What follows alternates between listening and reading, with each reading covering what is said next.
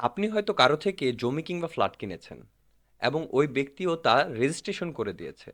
কিন্তু সমস্যার বিষয়টি হচ্ছে দখল বুঝিয়ে দিচ্ছে না। বর্তমানে এমন সমস্যার কথা অ্যাভেলেবেলি শুনতে পাওয়া যায়। হয়তো আপনিও এমন সমস্যায় পড়েছেন।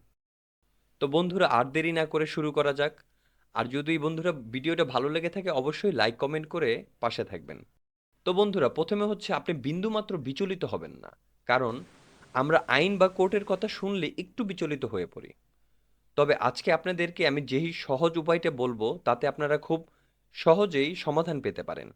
তো বন্ধুরা, আপনারা এমন সমস্যায় পড়লে আপনি নতুন ভূমি আইনের মাধ্যমে প্রতিকার পেতে পারেন। মানে, অপরাধ প্রতিরোধ ও প্রতিকার আইন ২০২৩ সালের ৯ ধারা মোতাবেক মামলা করলে আপনি কিন্তু খুব সহজেই প্রতিকার পাবেন। আর ৯ ধারায় বলা হয়েছে ক্রেতা বরাবর বিক্রিত ভূমির দখল হস্তান্তর না করিবার দণ্ড সম্পর্কে আলোচনা, যেখানে বর্ণনা করা হয়েছে বি- বিক্রয়ের জন্য এ, নি- বিক্রয়ের জন্য নির্ধারিত মূল্যের সম্পূর্ণ অর্থ বিক্রেতার বরাবর পরিশোধ করা সত্ত্বেও যদি তিনি যুক্তিসঙ্গত কারণ ব্যতীত ক্রেতা বরাবর উক্ত ভূমির দখল হস্তান্তর না করে, তাহা হইলে উহা হইবে একটি অপরাধ এবং এর জন্য তিনি অনধিক ২ বৎসরের কারাদণ্ড এবং অর্থদণ্ডে দণ্ডিত হইবেন।